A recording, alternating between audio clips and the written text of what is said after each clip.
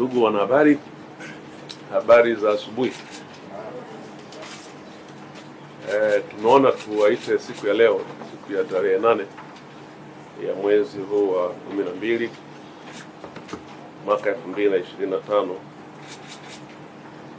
kwa nia ya kupeana taarifa za mambo yanayoendelea katika nchi yetu, hususan kipindi hiki cha mwisho wa mwaka. Kama mnavyofahamu kwamba Wizara ya Mambo ya Ndani ya Nchi inalo jukumu kubwa pamoja na mambo mengine la kulinda usalama wa wananchi na mali zao. Na wizara hii jukumu lake hilo inatekeleza kushirikiana na vyombo vya ulinzi na usalama vilivyoko chini ya Wizara ya Mambo ya Ndani, ikiwemo jeshi letu la polisi. Naomba nichukue nafasi hii kuwapa taarifa wananchi kwamba hali ya usalama wa nchi yetu mpaka sasa ni shwari, inaendelea kuimarika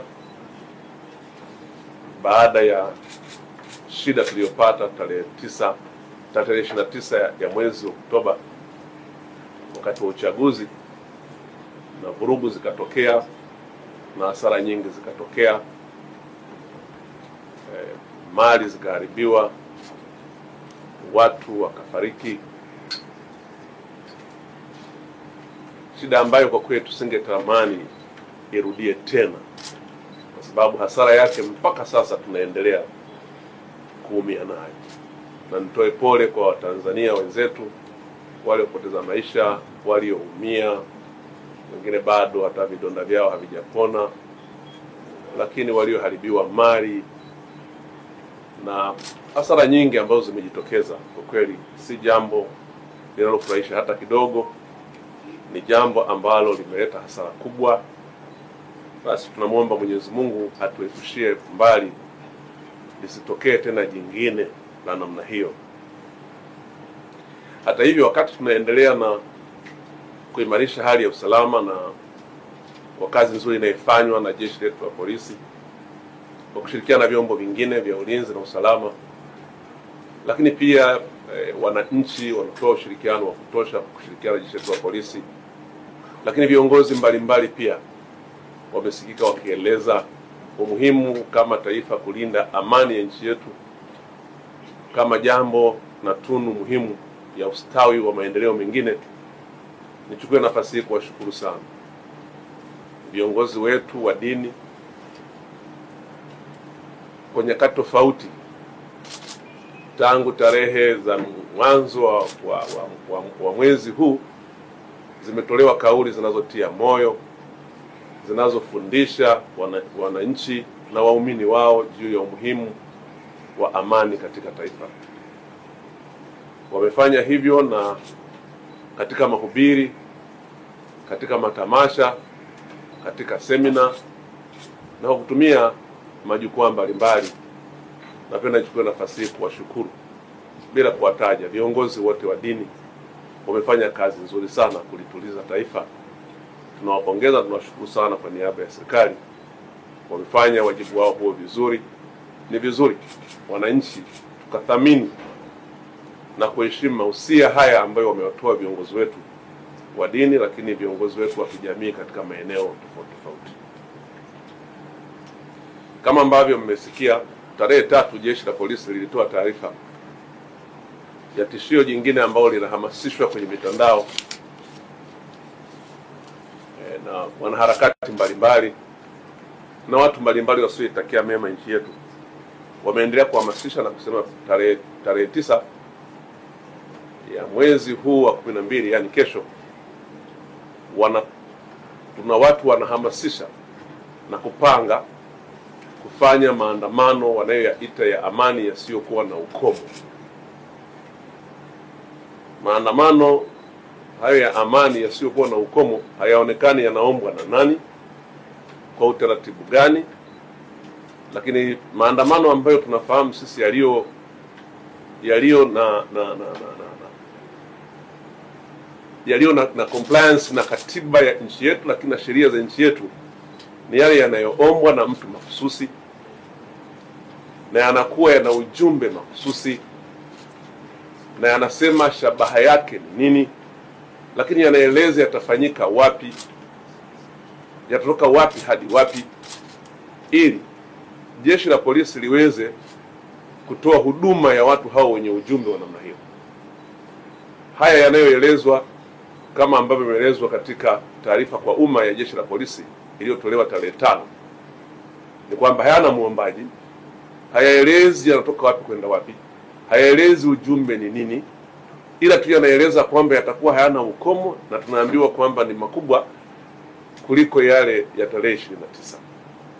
Ndugu zangu wanahabari, kama yakiwa hayo ni maandamano yasiyo na ukomo, maandamano ambayo ni makubwa kuliko yale ambayo watu walichoma mali za watu, walichoma vituo vya mafuta, walichoma majengo ya serikali, wamechoma vituo vya polisi, yale yaliyosababisha watu wakafa. Sasa hayo tunayoambiwa ni makubwa zaidi ya hayo. Sasa hayo sio maandamano. Kwanza kwa sababu hayana kibali kwa mujibu wa sheria, lakini pili hayaeleweki yanafanywa na wakina nani ili tujue hata tuzungumze nao, lakini tatu yanaambiwa hayana mwisho. Sasa hayo sio maandamano, hayo ni mapinduzi. Hayo ni mapinduzi, sio maandamano. Maana maandamano kwa mujibu wa sheria yetu ya polisi na polisi wasaidizi sura ya 322 kama sikosei, yameelezwa wazi kwa sifa hizi na vigezo hivi nilivyovisema. Kwa hiyo nimewaita hapa kujaribu kutumia vyombo vyenu vya habari kuwaambia Watanzania maandamano hayo ni haramu, hayaruhusiwi, na tutumie nafasi hii kuwaomba sana wale wote ambao wanashabikia, wale wote ambao wanaona wao wameichoka amani, wale wote ambao wanaona hata mateso tuliyopata katika kipindi hiki wanaona hayatutoshi, wanataka kutuongezea tena mengine, tuwaombe sana kwamba maandamano kwa kuwa hayana kibali na hayapo kwa mujibu wa sheria, hayakubaliki na ni kinyume cha sheria, na kwa hivyo vyombo vyetu vya usalama vitayadhibiti. Na kwa hiyo ndugu zangu, tuko hapa sisi kama Wizara ya Mambo ya Ndani yenye jukumu la kuwalinda wananchi na mali zao, kuwaomba sana wananchi wengine ambao hawahusiki na mpango huo kutokushabikia, kutokujitokeza, wala iwe ni kwenye mtandao au kujitokeza kwenda kuangalia au kuchungulia tu hicho wanachokifanya, kama kweli watakifanya, ingawa hatuamini, lakini ni lazima tujiandae, kwa sababu kazi yetu sio kujaribisha.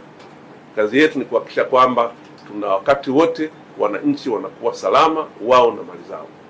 Kwa hiyo waombe sana wananchi wasithubutu kujitokeza, kwa sababu maandamano haya ni haramu.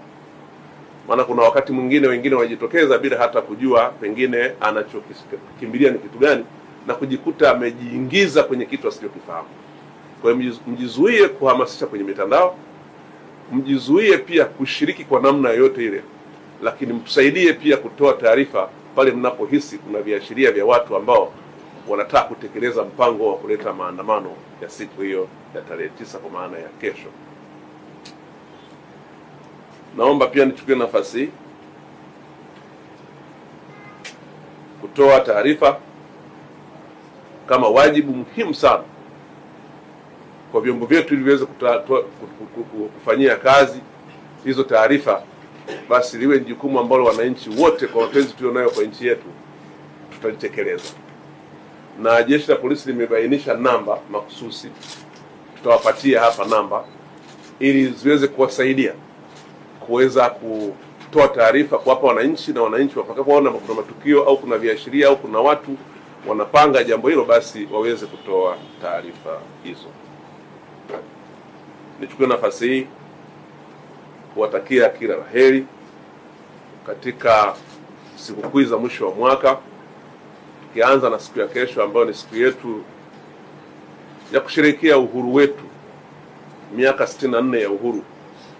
Tusherehekee kwa amani na utulivu, na nina imani yangu kwamba wananchi mmejua adha na mateso tuliyoyapata na ambayo tutaendelea kuyapata kwa madhara tu ya tarehe 29 na 30 mpaka tarehe 1 ile iliyotokea. Sasa tusirudie tena haya. Mimi na wenzangu tunawaomba sana wananchi, tuipende nchi yetu. Mashabiki wengi wanaosuka hii mipango na kufanya, wengi wao unaona hawako hata hapa nchini, na wale walioko hapa pengine wamechoka na hii hali, lakini tunaomba sana, tulio wengi tumeona madhara yake. Madhara ni makubwa sana, mateso ni makubwa. Tunazungumzia watu ambao wameathirika kwenye maandamano, lakini tufahamu kwamba wako walioshindwa kwenda hospitali wakiwa wanaumwa siku zile za maandamano. Tufahamu kwamba kuna watu waliokuwa na appointment na madaktari wanatakiwa kwenda kujifungua, na ndio siku imefika tarehe ile huwezi kwenda hospitali. Hali ilikuwaje? Tufahamu kwamba kuna watu waliokuwa wagonjwa, tuna wazee wetu wagonjwa, wana hali mbaya, maisha yao ni hospitali. Inapokuwa kuna hali ya upotevu wa amani, ujue kwamba hakuna kinachoendelea. Tufahamu kwamba sasa watu wanaogopa hata kuleta chakula Dar es Salaam. Hali si nzuri hata hapa Dar es Salaam, hasa kwenye miji mikubwa, kwa sababu aina ya maandamano yale yalikuwa ni kama, kwa kweli si jambo ambalo lilitegemewa. Kwa hiyo rai yangu ni kwamba maandamano au fujo zote ni tabu na ni mateso kwa watu wasiohusika kuliko wanaohusika. Ni tabu na mateso kwa watoto wetu, ni tabu na mateso kwa uchumi wa nchi yetu, lakini niseme madhara yake yanachukua muda mrefu sana kuweza kuisha. Kwa kama nilivyosema, niwatakie kila heri siku ya kesho tunaposherehekea sherehe hizi za uhuru miaka 64, lakini pia Christmas tuisherehekee kwa amani na mwaka mpya, ili haya yaliyopita kwa kweli tuombe Mungu yasirudie tena, na niwaombe mpeleke taarifa hizi kwa umma ili umma uweze kujua na kutusaidia ili tuweze kutuliza hali ya nchi. Asanteni sana kwa kunisikiliza.